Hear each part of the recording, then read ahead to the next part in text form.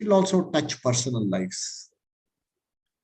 And you will also feel like, sharing these stories with people. You may perhaps like to reflect on these stories and find out if something has happened in your life. How can you relate to such stories? Almost all of them are real stories with a little bit of fine-tuning by the storyteller. Most of the stories are real stories. The first story which I want to share with you is something which happened long, long ago, at the time of the sailing of the Titanic. Real story. I read it somewhere and somebody told it to me. And I owe it to a lot of people. Some of these stories are read, some of these are heard. And I owe it to a lot of people from whom I have heard these stories, and they have told these stories very, very well. So this story is about a farmer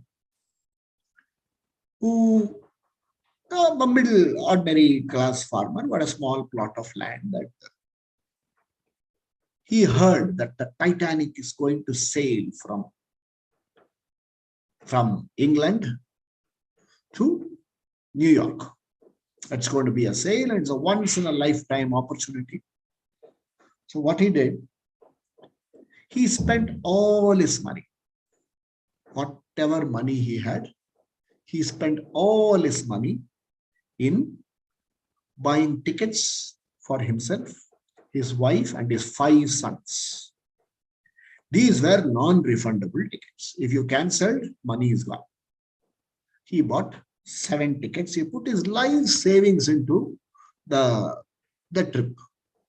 Okay. So what happened was, and he was very eagerly preparing for that journey. Very eagerly preparing. Just 3 days before the journey, just 3 days before the journey, his 4th son, okay, last but one, the 4th son, was bitten by a dog, a street dog. And naturally, they showed him to the doctor. The doctor said he has to be quarantined. The child has to be in quarantine for 3 weeks. And the journey was 3 days away. His wife said, do something. Leave the 4th son and the 5th son, because he's too young. Leave these 2 sons and me at home. Father and the first 3 sons, you go. Why don't you go and enjoy your trip? He said, no, nothing like that. I will not go at all. If we go, we'll go as a family, or we'll not go at all. That was the decision taken by this farmer.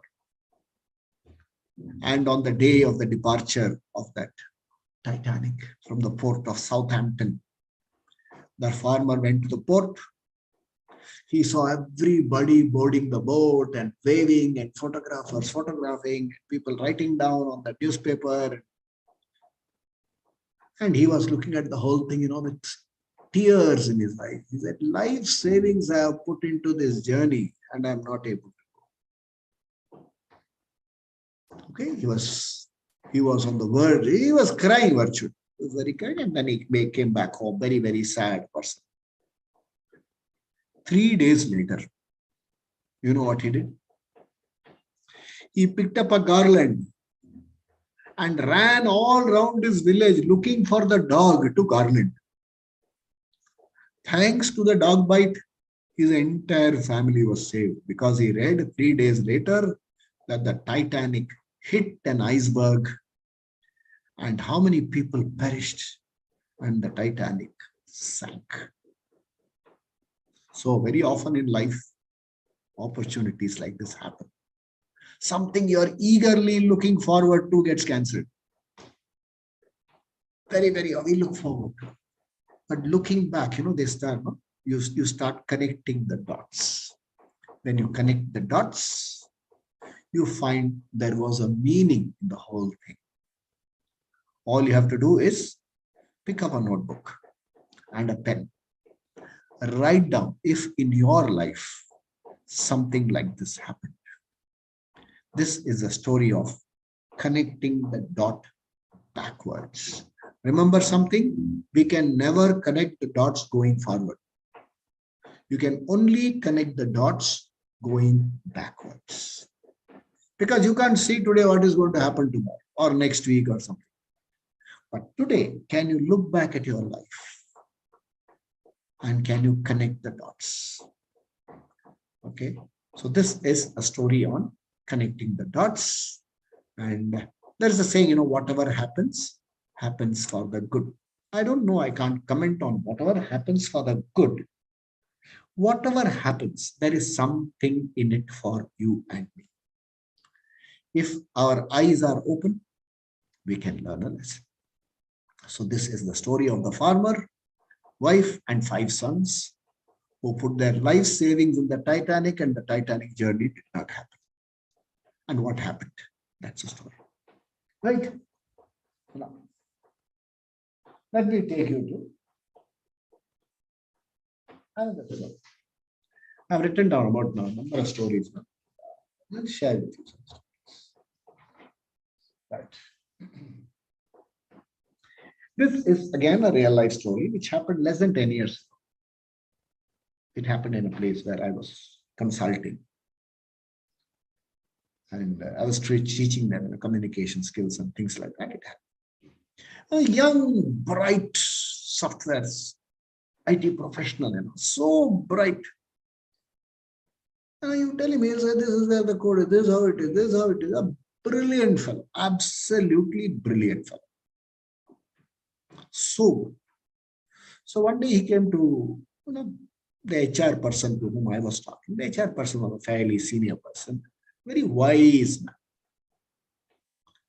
And we were talking some training programs and things like that. He came to me and he said, sir, I want to talk to you alone. So I was also doing a little bit of counseling. So he said, you can sit with this young gentleman here. He referred to me as a young man 10 years ago. So you understand how old he must have. So you can talk to this young man also. He will help you. So that young professional, software IT professional, told his personal problems. He said, sir, this is my first job. I said, yeah, fine. Okay, so what? He said, nobody in this office talks to me. When I go to the cafeteria, nobody talks to me. Because I come from a village, possibly near Madurai, so nobody talks to me. Everybody talks in a high phone language. Nobody talks to me, sir. They are all busy gossiping. Nobody notices what you do, but they only notice what is the wrong you are done. They are gossiping, and nothing. Everybody is gossiping, everybody is backbiting. So this project manager talks about that project manager, his assistant talks about this assistant. And so he said, okay, so what do you want to do? He said, sir, I want to leave. So ordinarily, the person would have said, okay, this is the notice period, this is what you do, this is what you do, you leave. But just 3 days before, the HR manager and I, we were discussing something, and I told him a story. I told him a story from Vishnu Purana. I told him the story. He looked at me, smiled, and then he called this fellow. He said, okay, fine, you do. You can leave the office. Give me your notice period is how much? You have to give 3 months notice. And normally, when you leave immediately after probation or something, there are some compensations to be paid to the company, training compensation, things like that. We will look at all that. But before that, I want you to do an exercise. He said, yes, sir, I will do. He said, tomorrow, coffee break, 11 o'clock. There's a very nice cafeteria. Everybody loves the coffee there. Your butter, your coffee. Coffee with milk, coffee without milk, coffee with sugar, coffee without sugar, sugar without sugar, sugar with sugar, milk with milk, milk without milk, boost, everything is available. So this fellow went there and he said, go to that coffee shop, fill up a paper cup, okay, of coffee, hot coffee, hold it in one hand, fill up another cup, maybe hot tea in another hand, walk around the entire office 3 times. And come back to the cafeteria. Only one condition. Not a drop from either the tea cup or coffee cup should spill on the floor because they're highly carpeted. Even washrooms are carpeted. So try this exercise. The fellow went, being a brilliant fellow, he was also a sports person, step by step. So, I had also put them through such games in the training, in the induction program. Things like that. He was walking and everybody was watching him. One coffee cup, one tea cup, and walked around the office. Full office 3 times. When he came into the cafeteria, put it down. He had his coffee. And then he came to the HR manager's room. He said, "Sir, done, sir." Then he said, during this period, that when you were walking with the coffee cup and tea cup around the office 3 times, tell me, how many people did you note gossiping? How many people did you note not caring for you? How many people skipping work and avoiding work and playing patience and things like that on their laptop, or browsing through the net, or naturally either the net or this device, one of these devices? How many did you see? He said, "Sir, where is the time for all that, sir? You gave me an assignment. 1 cup tea, 1 cup coffee. And when I walked around, where is the time to see all this?" The HR manager smiled. He said, "Now, if you concentrate on our work properly, wholeheartedly, do you think you will have time to look at what others are doing?" So this fellow was so thrilled, He said, "Thank you very much, sir. I'm continuing." He withdrew his resignation and started working. And I asked this HR, "Hey, where did you get this story from?" He said, "Sir, only last week I heard in one of your storytelling sessions, you talked about how Narada was complaining that Lord is blessing one particular woodcutter. And that fellow took Lord Narayana's name only twice a day, once in the morning, once in the evening. Whereas Narada was chanting Narayana, Narayana, Narayana whole day. He told Narayana, Lord Narayana, you care for that fellow who takes your name only twice a day. You don't care for me who chants your name throughout the day, and you think that fellow is a greater bhakta." So Narayana took him to his house and showed him how busy that fellow was. But he found the time to chant Narayana twice a day. And he told Narada, "Take this cup of oil and walk around the cosmos. 3 lokas, Swargaloka, Bhuloka, Patala. 3 worlds you walk, so 3 rounds. You walk and come back and say how much of oil was spilled." He said, "Where is the time? I was only, how many times did you remember me?" Narada said, "Where is the time to remember you, my Lord? I was only looking at the cup and seeing that was not falling."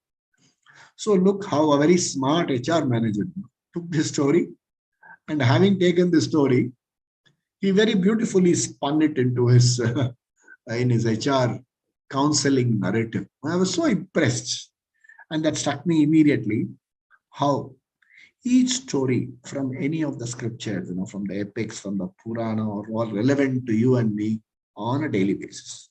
We should know only how to pick up these stories. In due course, we'll have such session. We'll have more sessions like that. So this was the second story which I wanted to share with you. Once again, in your notebook, please write down, what did you learn from this story? And how can you apply it in your real life? And do you find the inspiration to retell this story to someone? If so, who, how, and in what language? You have to make the stories work for you, okay? The only way the stories will touch your life is when you make it work for you, right? Let's go to story number 3. This is another very, very touching story. There was a young lady, about 29. And because of some accident or some accident, she lost the vision in both her eyes. She lost the vision. She's married for a little over 2 years. She's married her childhood sweetheart. And the fellow was so kind and loving. But from the time she came back home, after she hurt her eyes and lost her vision, came back, she found him a little distant and withdrawn. She feels that she was not as affectionate, as compassionate as before. She didn't know who to talk to us. So she will say, "Can you help me?" He'll say, "Can you not do it yourself? Try doing it yourself." He used to constantly be a little harsh and towards her. Then finally, after about a month of rehabilitation at home, he told her, now it's time to rejoin work. She says, who will give you work? He says, no, you have to learn Braille or whatever, and you have to rejoin work. I can't think of running this household on my own. I've got a mortgage to pay and things like that. And she still had a great fear. She was afraid that at the end of another 1 year, he'll say, find your way and separating, divorcing or something. Then finally, with a little bit of effort, she got a job. The job was about, like she comes out of the house, walks a short distance, there'll be a bus stop there. This happened in London. Okay, she walks to the bus stop, she takes one of those London buses. It travels about 30 or 40 minutes. They say about 5 miles or something like that. A little more than 40 minutes or something like that. And you get down at that place. And from that place, she again walks into the company, works there. Again in the evening, she has to cross the road, take this bus and come back and come home. So, and this was a routine for the whole of 1 full month. And naturally, she used to take the same bus up, same bus down. So the driver and the conductors and all those people got very friendly. The conductor was a very kind lady. They got very friendly and they started talking. They asked what happened. Then how's life? Things like that. She complained. Everything was fine till about I met with my accident, and now my husband doesn't care for me anymore. He doesn't love me anymore. He treats me very harsh. So I'm wondering whether is there some place where I can shift to and live and things like that. And they talked about. Then she asked, "How's your life?" She said, "That is what I do at home. I do this. I walk to the bus stand, and I've learned to trust my senses, other senses. I get into the bus. I move to this place. Then I get down and I find my way to the workplace. And after about 2-3 months like that, she started earning about 300 pounds sterling per month. And she says, I'm feeling better. The smile was back in her face. And she said, this is time. I'm happy. She says, can you tell me, this friendly conductor, sympathetic elderly lady, she asked her, can you tell me, who is this fellow who follows you every day on his two-wheeler? He follows the bus. He waits and watches you go. Again in the evening, he is waiting there. He gets you into the bus. He watches you get into the bus. He is waiting at the place where you get off the bus, cross the road. There is this guy on a bike. She says, what bike? How does he look like? About slim, tall, 6 foot tall, blonde hair. And this is the bike. This is the bike. She said, oh God, that's Paul, my husband. The husband was following every day to just help her win her self-confidence. Very often when people suffer or go through a disability in life, the biggest problem that person faces is loss of self-confidence, especially when eyesight is affected, is loss of self-confidence. And the more the people say, like, Ayo Pam, they say in Tamil, Ayo Pam means they feel so. I sympathize with you. I sympathize with you. Sympathy doesn't get you anywhere. Sympathy makes a person feel pity on himself or herself. Empathy gets you places. Empathy gets you places. Personally, I was in Switzerland once. I have a physical disability, walking. I was trying to grow up an incline. It was a very cold day that day. I had 3 layers of, as it is, walking is a problem. I had an inner thing, a vest and a coat. Quite a tough job walking up an incline. And there was a gentleman, a Swiss gentleman, white man, who walked just about 10 meters behind me. The fellow was walking pretty briskly, but when it came to the incline, he was also walking slowly. Once in a while, he used to look at me. After I cleared the incline and reached the flat land and started walking, he tilted his head. He said, have a nice day. Walked away. I could sense the empathy that if you have trouble, I am there to hold you. But if you are managing on your own, we are very happy about it.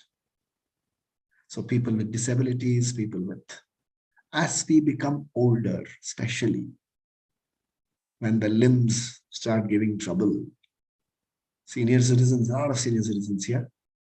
Senior citizens, we need empathy. We don't need sympathy. I don't need anybody to hold my hand. I don't need anybody to tell me, oh my God, you're so strong, you're struggling. I don't need all that. I just say, leave me alone. Go to a shop. If I can go in a wheelchair and everything is at this level, my shopping is wonderful. If everything is at that level, what shopping do I do? There is no ramp. If there is a ramp, it is so steep that going up the ramp and coming on the ramp, I need 3 people to help. But yeah, people are generally kind. So, do you need help, uncle? Do you need this? Yes. I need to be left alone to mind my own business. Can I not go for a stroll on my own? Can I not go for a walk myself? Can I not just be there, some beautiful garden, sit there all alone without somebody having to push me around and say, is this okay? Is that okay? Do I take you there? Do I take you there? The story of the lady who was visually impaired, 29, made me think. Are we a society which helps people cultivate, which helps people have that, what is called self-respect? Self-respect comes from when I am able to manage things on my own. There are people waiting to help. I'm so happy that there are people around to help. But, it's a great amount of joy when you do things yourself. This you will understand. All fit people, physically, otherwise fit people will understand.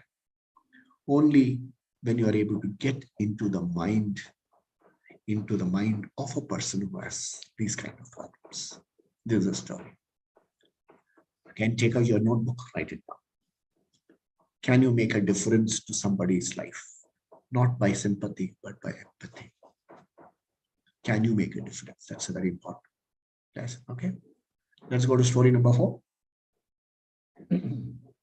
This story has a little bit of fun element. Okay. And it tells people, all youngsters, don't mess around with senior citizens. Okay. Don't mess with senior citizens. This is a story. So there was this lady, was about 88 years old. And she came to the bank to withdraw money. She wrote out a check, slowly wrote out a check in the counter. There was a young man in the counter. And when somebody takes his time writing a check, have you seen the counter clerks? How do they behave? So impatient. Slowly, this lady wrote out a check and said, I want to withdraw $500, and gave him the check. He said, ma'am, $500 is not payable across the counter. You have to use the ATM. She says, I have a problem with my vision. I have a problem with my fingers constantly are shivering. And if I want to type 5, I end up typing 0. And after 3 times, the machine gets locked. And then it tells me a number. I have to see and ask for a number in the beginning, a number in the. So can't you just help me with $500? He said, no, ma'am, bank's rules. She got so annoyed. She said, okay. In which case, I would like to draw all my money out of this bank. Now. You can't refuse that. As a banker, I've worked in a bank with other bankers. You can't refuse. He said, okay, madam, if that's what you want. Put it in the computer. She had $1.5 million in the bank. She said, I want all my money back today. No, not today, now, abhi. So this counter clerk said, madam, you can't withdraw all your money today. Then she said, how much can I withdraw? Okay. And once, okay, is the volume okay, Kantaji? Are you not able to hear? Volume is okay? No, yeah, now it's okay. Okay, fine. So this lady said, okay, I want to withdraw all my money today. Now, he said, madam, you can't. You have to give me 3 days notice. In every bank, even today in every bank, if you want to withdraw, close your account, the bank can always say, come 3 days later. There's a rule. So he said, you can't withdraw money today. You have to give me 3 clear working days notice. If it is Monday, Tuesday, Wednesday, Thursday, you can come and draw them. She said, okay, tell me how much can I withdraw today? She looked into the account and said, you can withdraw $100,000. She said, okay, give me $100,000. So that fellow, by the time the queue behind her was increasing and people were getting impatient and things like that. And finally she said, give me $100,000. That fellow carefully counted out and gave her $100,000.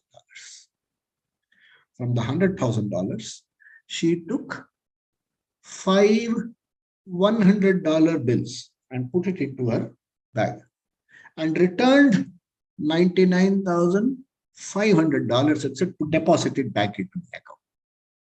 Remember, it's a teller system, withdrawal and deposit in the same account. She said, deposit back into my account and deposit it now. That fellow, he didn't know this kind of namaskar. If it were in India, they would have done this namaskar. How does it go to that counter? That's the advantage of banking in India. Simply says, don't mess around with senior citizens, okay? Senior citizens know how to handle things. Maybe we are slower. Maybe a little hard of hearing. Okay. Like they said, one fellow permanently acted hard of hearing. So why? This is very convenient. I can hear who is telling what about me and I can change my will accordingly. So don't mess with senior citizens. That's a funny story about this elderly lady. Okay. Again, remember, when I talk about smartness, it's about being alive this moment. You don't have to get drawn into an argument. You don't have to really quarrel with people. A dignified silence, a nice smile. Perhaps you are right, Pa. Maybe a very good answer. Okay. So this is about. Yeah, Kantaji, please rejoin. No problem. Okay. So this is the story of the elderly lady. One more story. There's also a lovely story. Very beautiful. You must listen to this story. People who have heard this story, fine, but if you have not heard it, you must listen to this. They announced that they are going to show a short film, just 10 minutes. Short film. The show was free. You could walk in.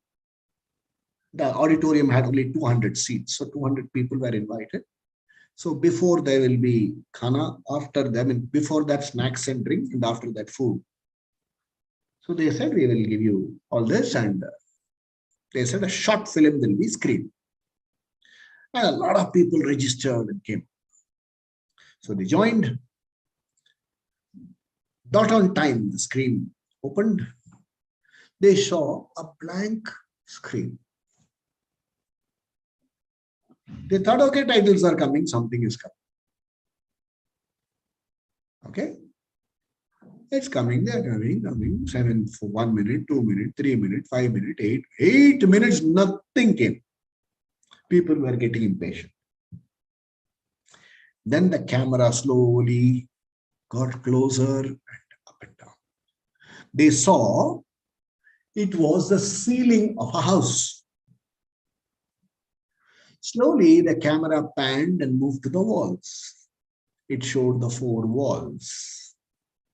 The camera moved and came to a bed in which a man about 31 years was lying down. The director came and said, this man is paralyzed below neck because of a fall from a horse. And for the remainder of his life, the only thing he is going to see is his CD. And you can't stand it for 8 minutes. This is a story of the person who played the role of Superman, Christopher Reeves. He fell off a horseback. He was paralyzed from neck downwards. Just empathy. What you're impatient about. What are you impatient about? That is a huge problem for the other fellow. It could be a huge problem. Only calls empathy, nothing more. Okay? This is the story of a blank wall.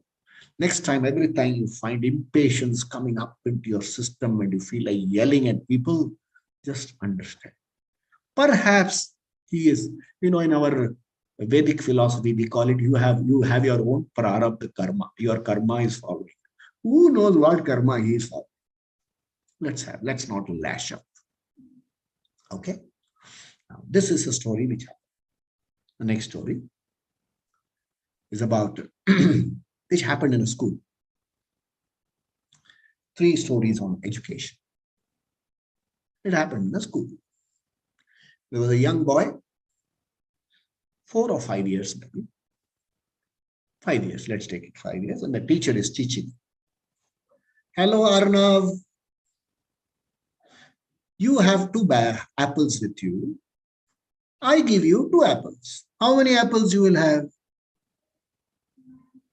5. She said, Arnav, you have 2 apples. I give you 2 apples. How many will you have? 5, man. Then she remembered this boy's mother had told him that he doesn't like apples. He likes strawberries. So he said, okay, you have 2 strawberries. I give you 2 strawberries. How many will you have? 4, ma'am. Ah, very good. Now, you have 2 apples. I give you 2 apples. How many will you have? 5, ma'am. She got so annoyed. She took the cane and was about to give him 1. Tell me, you have 2. I give you 2. How can it be 5? Ma'am, there is 1 apple already in my bag, ma'am. He counts that, which you and I miss. This is called empathy. This is called a different paradigm. An autistic child was given an exercise. Write in alphabetical order. Pineapple, orange, apple, banana, and a grape. 5 things. The child wrote it in the same order. The teacher marked a 0. Another teacher said, you haven't really looked. He has followed it. Why? He says, look at the first word. What is the first word? Pineapple. Pineapple he has respelled in alphabetical order. Orange he has respelled in alphabetical order. You set alphabetical order like this. He has respelled every word in its alphabetical order. APPLE, he has written AELPP. Who's right, teacher or the student? Do we need understanding people better? Do we need to put effort to understand people? A lot of people say, I love you a lot, and then make the other person's life miserable. I don't know what kind of love is this. Yeah? One more story. This is again a real life story. A person was taking a class in human anatomy. And he suddenly said, he turned around to the class and said, how many kidneys do we have? There was a fellow sitting in the front row. He said, 4 kidneys. The teacher got so annoyed. He called the boy. He said, order. from some straw for the donkey in the class. The young student said, and coffee for me. The professor got so annoyed. He said, get out of my class. He said, okay, no problem. And he walked out of the class. As he was walking out, he turned around and said, sir, you and me together have 4 kidneys. You asked me how many kidneys do we have. So you and me together have 4 kidneys. Please enjoy your straw. I will go have coffee in the canteen. Don't mess around with bright people. So when somebody gives you a deliberate wrong answer, think, is there something he has to tell us? Is there something for us to learn? This is a beautiful instrument, Antakarana. If used properly, it can do wonders. If used improperly, you will say, for you will end up eating straw. Okay, strawberries, mangoes, apples.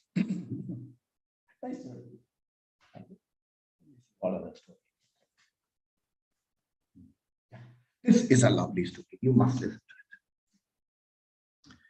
In the Middle East, there is a sea called Dead Sea. It is the largest saltwater lake in the world. There is so much salt there that if I or you were thrown into it, we won't sink. We will float even without trying to swim. We will float. Just a few miles up, there is another lake. In that lake, the water is sweet. And the Dead Sea, there is no vegetation, no fish, nothing at all. Just a few miles up, you have a lake which is resplendent with marine life, sweet water, a lot of greenery around and things like that. Somebody did a research. How does it happen? There is the river Jordan, which comes and flows first into the lake Galilee. It's a high water lake, gently sloping downwards. So the water flows there and flows into Dead Sea. Dead Sea is a flat lake. There is no outlet. All the water collects there and stagnates. It is the one sea from which the daily evaporation level is highest. About 100,000 liters of water get evaporated, leaving behind toxic minerals and salt. What can we learn from these two rivers? Our life has a lot of events flowing into our life. People, events, money, facilities, all flow into the life. Like from River Jordan flowing into Galilee, lot of events, lot of joy, lot of pleasure, lot of people flow into our lives. If we are going to receive and also give out, life grows in me resplendent and greenery all around, and my water is sweet. But if, like the river Dead Sea, if I'm only going to receive the water, what's going to remain after evaporation? Salt. And if this is going to be our old age, who will not find you a bitter fellow? People say, kaun baat karega yaar isse? If you bark, I don't have to say beware of dogs. I have to say beware of this bulldog at home. Bitter fellow, biting, always sarcastic. The only thing he can talk about is how when he was young, Coca-Cola was available for 25 paise. Who's interested? I used to get Coca-Cola at 25 paise. Usse kya farak pada?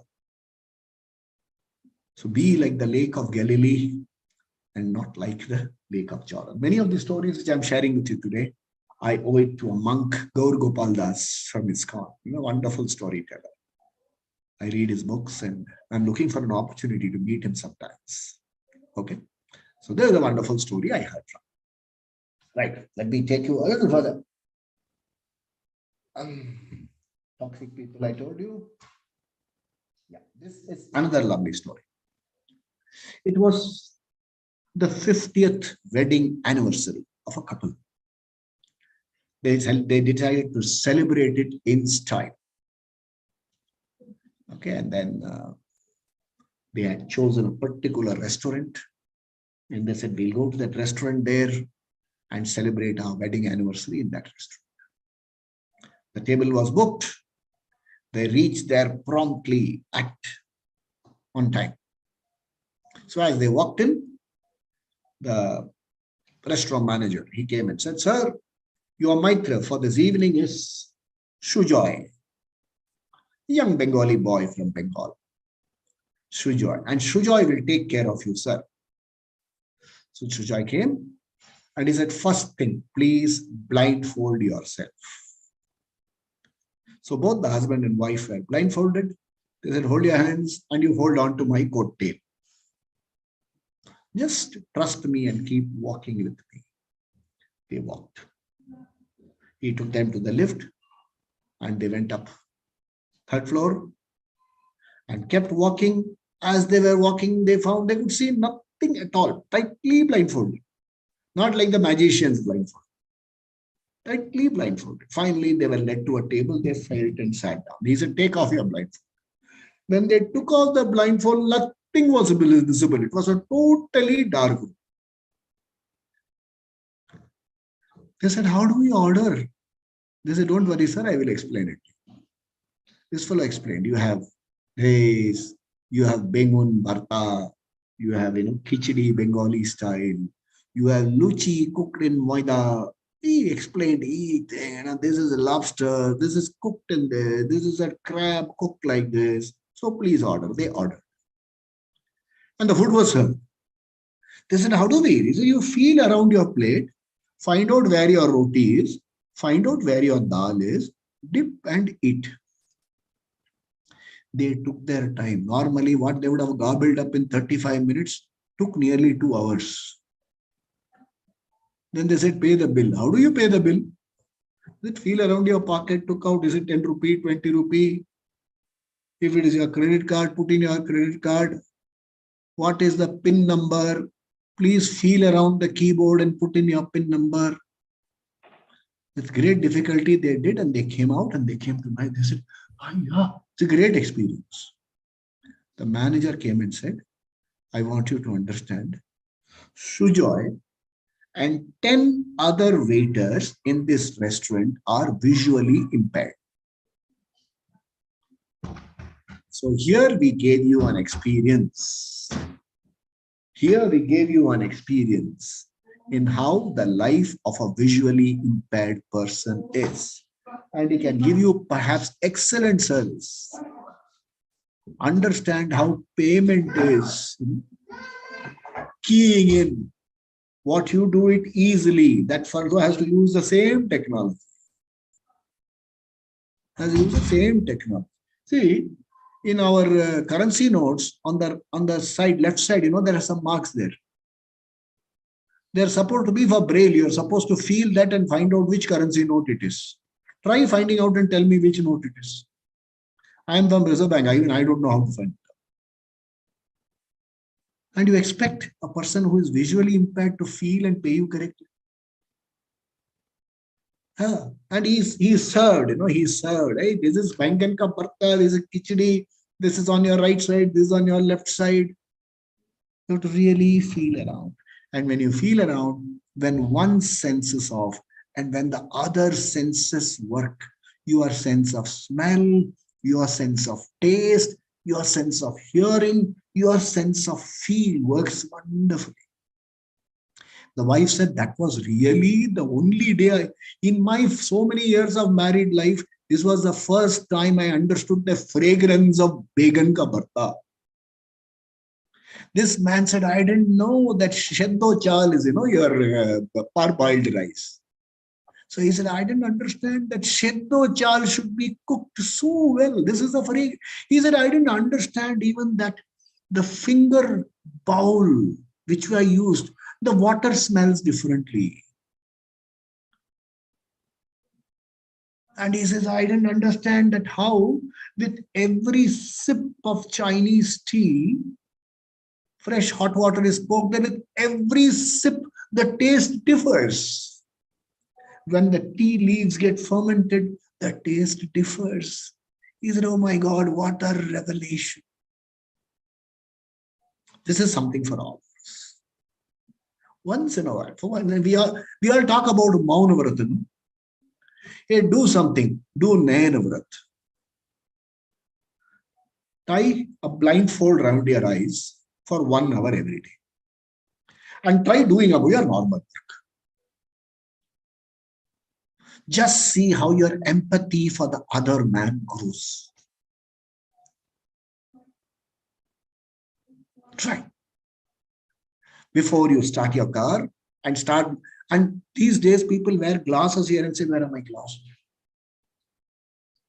I personally have done it so many times. I say, this is like discovering your Atma. Where are my glasses? Where are my glasses? Then my granddaughter says, on your forehead. Then I say, oh God. So Atma with you, but you are missing. The same way, tie your eyes with black cloth. Try looking for your car keys. Hey, go into the washroom and try to lift your toilet seat. Try looking for your toothbrush, brush palm, all with your eyes closed. Try. Try one day. Just see how the other senses open out. Close your eyes tight, listen to music. Listen and see how each of those notes makes a difference. Jayalakshmi is a singer, Jamila is a singer. Close your eyes and listen. See how the notes are different. Yeah, fact is it. You take my glass off, even I can't see much. So the doctor says he will do cataract operation and I don't have to use glasses anymore. Try this. Just feel. See, there is, in our Vedic culture, there is something called Manushya Yajna. Manushya Yajna simply means empathy. Feel for the other person. We have all consumed enough. Now let's start contributing. Like the Lake Galilee. And let's feel for the other person. Lovely stories, beautiful stories, which I heard and which made a great difference to my life. Great difference. The only way these stories can make a difference to your life is to write it down. Because you will hear in like Lake Galilee, you will listen and put it into Jordan today evening itself, in Dead Sea today itself. Write it down. Write it down. Read these stories often. If possible, share it with your people who are receptive. Don't go and say, I'm going to tell you stories. Everybody will talk. Just share with people who are receptive. If they are not receptive, pray for them. Let me read a couple of more stories. Mangoes, I told you. Yeah, hey, this story you must listen. This story is about a smart Indian. Why Indians are smarter. And India's smartness has started growing. See, another 2029, you see India. If people who are alive that time, let's see how India is. 2029, we are going to really rule the world. America president will be one who? Batman a ban. Padmanabhan will become Batman a ban. Something like that will happen. As it is, it's there like that. Okay. So this was an Indian and a foreign scientist, a scientist from abroad were traveling the same aircraft. That fellow was talking about how India has not contributed anything to world philosophy, guru. I think, yeah, you people have done nothing. That person is not a foreign origin. He's an Indian origin who has gone there, who has settled down there abroad. And the first thing they come back and do is find with India. So they say, hey, useless fellows, you have done nothing. India ka 0, 0, 0 hai. So then he said, okay, let's have a small contest. I said, okay, sir. I will ask you a question. Okay. If you don't know the answer, you will give me 100 rupees. You can ask me a question. If I don't know the answer, I will give you 100 rupees. He said, sir, this deal is not okay, sir. I am a poor Indian, like you said, Indians, we don't know anything. So you ask me a question. If I don't answer, I'll give you 100 rupees.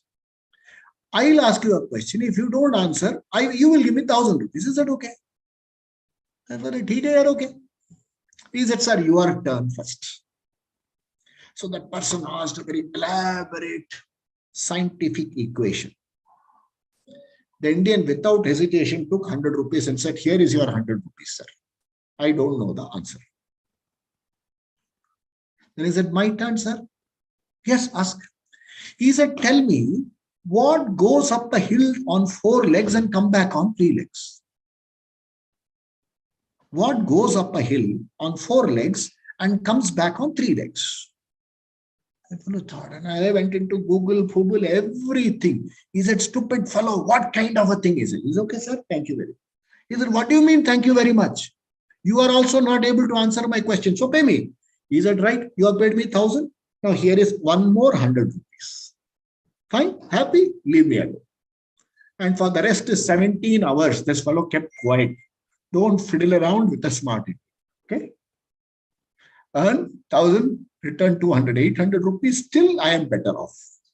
This is a smart Indian. Was the other fellow who did not think I was a smart Indian. Very beautiful story. Yeah. I have 5 more minutes with me. What other story I have? Short film I told you. Yeah, this is a story. There was a meeting going on. This is a kind of real life story. And the person suddenly received a message. You have to go to this place tomorrow, in another week's time. Out of the country, travel outside the country in a week's time. And he was in some place which took quite, and then you have to apply for visa in Delhi on such and such a date. So this person says, in which case I have to leave for Delhi today by flight. And he went to the head of that camp and said, I have to leave for Delhi. He said, fine, you'll go for Delhi, but who's going to have to go by flight? But who's going to pay for your flight? Who's going to pay for you? We thought and kept quiet. Lunchtime, he again asked the same question. He said, fine, but who's going to pay for it? The dinner also he asked. That fellow gets so annoyed. He said, I'm busy with the camp there and you are asking me the same question and again and again and again. You see all these young students here and you are an old man, a middle-aged man, a teacher, and you are bothering the same question again and get lost. The teacher felt so insulted. He went back to his room and virtually cried. He said, my teacher who brought me up, who mentored me, who guided me, told me by, Satyam Vada, Priyam Vada, Hitam Vada, he yelled at me in front of all these fellows. Camp got over. Then finally, he came back to the ashram. And again, ashram means it was a camp organized for school boys. And they were all returning. When they were returning, the principal or the senior teacher walked up to this young teacher, took both his hands in his hands, and he said, please forgive me. I shouldn't have been so harsh to you in front of all these students. Both of them held each other's hand and shed tears. The young man said, sir, for 2 full days I have been thinking ill of you, just because you were harsh to me for one occasion. I forgot that you were the one who mentored me, who taught me how to adjust to the hostel life. I forgot that you taught me this. I forgot you took me up the mountaineering. I forgot how you got me treated when I had a malaria. I forgot how you treated me when I twisted my ankle on the downhill and you supported me. I forgot all that and I only remembered what you yelled at me. And I had all this. Then the elder teacher gave him. He said, see, I have got a very simple formula for you. Forgive and forget. He said, sir, forgetting is very difficult. He said, okay, don't forget, but forgive. Because if you don't forgive, you're keeping the wound alive in your own heart. And when the wound is alive in your heart, it becomes ulcerated. In Hindi, they say, nasur ban jata hai. It becomes ulcerated, septic. So it's not very difficult. It's very difficult to forgive. He says, I've got a very simple formula today. So easy in today's times. These days, for opening your account, for opening your email, or opening it, for doing this, for doing that, everything there is a password required. Now, for instance, let's say I and Jamila have a small quarrel. So I start today.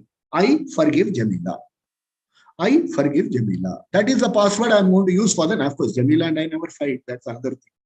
So in case Jamila and I fight, I'll put there. I forgive Jamila. I forgive Jamila. Suppose Nandini and I quarrel. I'll write there. I forgive Nandini. I forgive Sriram.